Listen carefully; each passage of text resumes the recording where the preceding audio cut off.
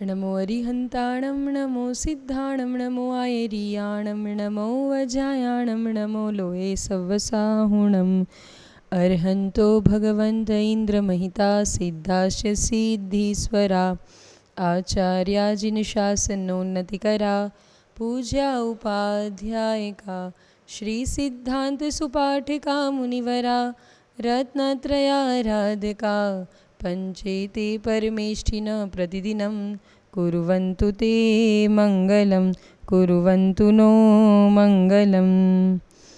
श्री पंच परमेष्ठी भगवान की परम पूज्य मुनिकुंजर ज्येष्ठाचार्य श्री आदि सागर आचार्य महावीर कीर्ति आचार्य विमल सागर जी महाराज की, युग श्रेष्ठ तपस्वी सम्राट आचार्य श्री सन्मति सागर जी महाराज की, परम पूज्य आचार्य भगवान श्री सुनील सागर जी गुरुदेव की, परम द्वादशंगमय जिनवाणी माता की जय। 7 मिनट स्वाध्याय 5 मिनट प्रार्थना में अपन ने 5वां रिद्धि मंगल श्लोक यानी जो रिद्धियों का वर्णन 64 रिद्धि जो होती है उसका अपन वर्णन सुना था। आप लोगों ने अगर रिद्धि मंत्रों का उच्चारण करना, एक एक रिद्धि का नाम जो प्राकृत में होती है तो उसका उच्चारण करना अगर कल सीखा हो या फिर अगर सीखना चाहते हो और आगे, तो आपको ध्यान है कि या तो फिर आप अपने फ्रेंड्स वगैरह को भी सेंड कर सकते हैं। जैसे हमने उसकी कल महिमा बताई थी कि वो अगर अपने घर में वो बजता रहता है, रिद्धि मंत्र स्तोत्र का पाठ गाया हुआ है नमो जिनाणम चैनल पर, तो उसको आप सुनकर अपने घर पर रोज़ उसको बजाना चाहिए। तो घर के वातावरण को वो शुद्धिकरण करता है और वास्तु दोष मिटते हैं उससे। बच्चे अगर उसको याद करते हैं इस स्तोत्र को या फिर इस रिद्धि मंत्रों को, तो निश्चित रूप से उनका ज्ञान का क्षोभक्षम, उनका पर्सनालिटी डेवलपमेंट, उनकी सारी कलाएं, उनके हुनर टैलेंट्स बहुत अच्छे से बढ़ते हैं, है ना। तो एक महिमा होती है क्योंकि ये अपने आप में श्रेष्ठ और मंगलदायी होती है।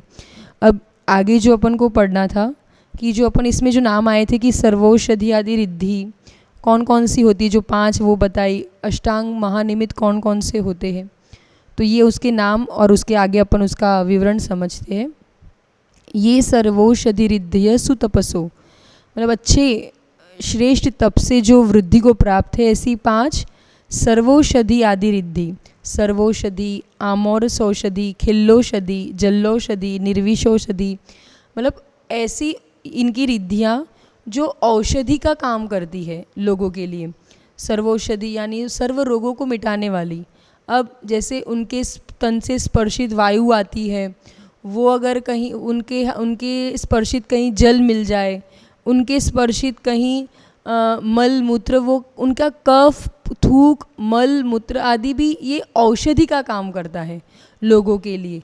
वो कोई प्रयोजन रूप से किसी को बांटते या इस रूप से नहीं है। अगर कहीं बैठे हैं, कहीं उन्होंने मलक्षेपण किया और वहाँ से कोई रोगी आदि निकलता है, तो उनके तन से स्पर्शित वायु भी किसी रोगी के लिए निरोगता प्रदान करता है। ऐसी उनकी एक रिद्धियाँ, उनके स्पेशल पावर, उनकी विशुद्धि का प्रभाव, उनकी साधना का प्रताप होता है।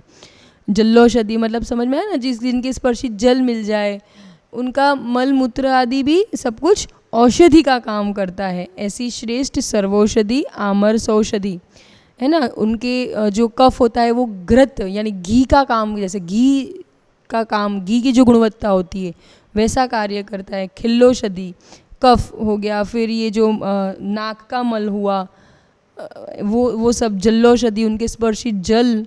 निर्विषौषधि उनका स्पर्श हो जाए, अगर उनकी दृष्टि पड़ जाए तो क्या होता है, वो अगर आशीर्वाद दे दे तो विष भी निर्विष हो जाता है, जहर उतारना। कभी ऐसा होता था ना, पहले से सांप डस गया, किसी ने बिच्छू काट गया, तो ये विष भी उनके प्रभाव से निर्विष हो जाया करता था। तो ऐसी महान रिद्धियों के धारी मुनिराज हमारा कल्याण करे। फिर आता है बुद्धि आदि रिद्धि, कौन सी कितनी, जो है ना हाँ, पंचज्ञानधरास्त्रयोपि बलिनो, 3 बल कौन कौन से, मन वचन और काय, इन 3 प्रकार के बल से जो युक्त है, मनोबल, वचन बल, रिद्धि, ये है ना गुप्तियों को साधने से। जैसे मन को एकदम नियंत्रित संयमित किया हो, वचन को एकदम नियंत्रित संयमित किया हो, काय को एकदम नियंत्रित एक स्थिरता से एक आसन पर घंटों घंटों तक अपने वन वचन काय को साधा हो, ऐसी उस मामले में उसके प्रताप से वो रिद्धियाँ प्रकट होती हैं। गुप्ती जो तीनों गुप्ती के बल पर ये 3 बल उनको प्राप्त होते हैं। फिर आता है बुद्धि आदि रिद्धि जो, तो बुद्धि आदि कौन कौन सी, जो बुद्धि आदि ऐसी 7 रिद्धियाँ बताई हैं। तो कोष्ठ बुद्धि, बीज बुद्धि, पादानुसरणी बुद्धि, मतलब ये सब क्या होता है, कोष्ठ बुद्धि मतलब इनकी ऐसी तीव्र बुद्धि, इनकी तीव्र क्षोभक्षम होता है उनकी बुद्धि का कि एक मतलब समझो एक पद पढ़ा उन्होंने कोई भी शास्त्र का, मतलब पूरे द्वादशांग का एक पद पढ़ा, उनको पूरा द्वादशांग का ज्ञान हो गया। बीच का एक कोई पद पढ़ लिया पूरे ऐसा, अंत का कोई पद एक पढ़ लिया पूरा ज्ञान हो गया। फिर इतना पढ़ा पूरा ज्ञान हो गया, वो पूरा विस्तार कर सकते द्वादशांग जितना। तो इस रूप से इनकी बुद्धि, कोष्ठ बुद्धि, जैसे अन्न भरा रहता है कोष्ठ में, वैसे इनकी बुद्धि में ज्ञान चिरकाल तक उनका बना रहता है। इस रूप से ये बुद्धि रिद्धि, ये रिद्धियों के द्वारा वादित्व आदि, मतलब वादित्व बुद्धि यानी किसी को भी परास, कितना भी कोई वाद विवाद करे, जो डिबेट्स आदि होती थी पहले इस रूप से या फिर अभी भी जैसे, तो उनका ज्ञान ऐसा तीक्ष्ण बुद्धि वाले और तीव्र क्षोभक्षम जिनके ज्ञान का होता है, तो वो कहलाते हैं बुद्धि आदि रिद्धि के धारी मुनिराज। और अष्टांग महानिमित्त कुशलान, मतलब जो अष्ट महानिमित्त में कुशल है, मतलब उसमें परिपक्व है, उसमें दक्ष है। तो अष्ट महानिमित्त, अष्टांग महानिमित्त ये है ना, ये होता है कि जैसे कुछ विशेष घटना या कोई प्रतीक या कोई चिन्ह देखकर वो भविष्यकाल संबंधित घटित होने वाली घटनाओं का उन्हें ज्ञान हो जाता है। ये सब विशुद्धि के आधार पर होता है। ये कोई हेरिटेड मतलब ऐसा हेरिडिटरी में आती हो या कहीं से खरीदी जा सकती, ऐसा नहीं होता, बाहर से नहीं। ये अंतरंग विशुद्धि से अपनी द्वारा कमाई गई पूंजी है। अपने बल से, अपने पुरुषार्थ से उन्होंने ऐसी साधना में ऐसी एकाग्रता और एकदम निष्प्रह, मतलब कोई स्वार्थ नहीं और ऐसी इच्छाएं भी नहीं होती कि मैं ये रिद्धि प्रकट करूं।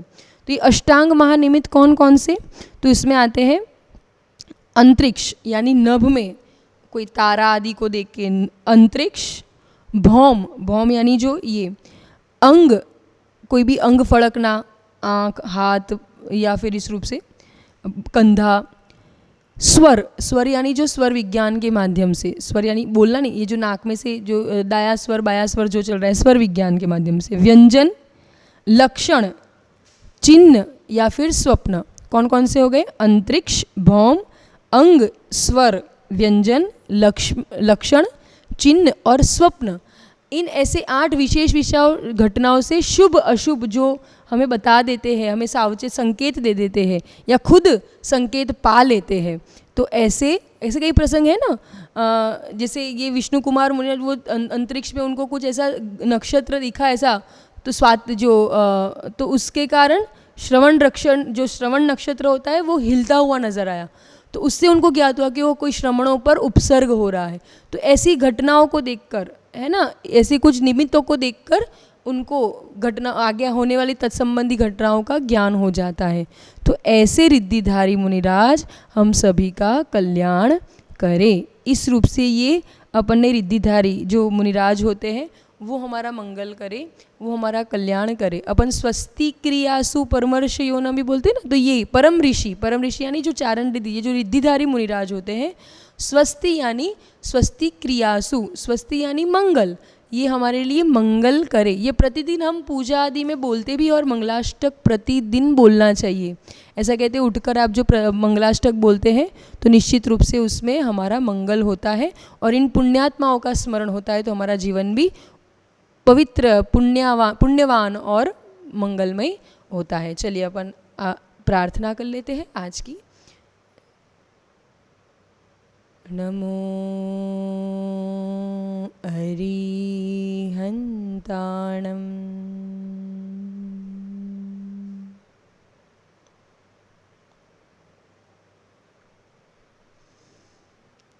दर्शनं देवदेवस्य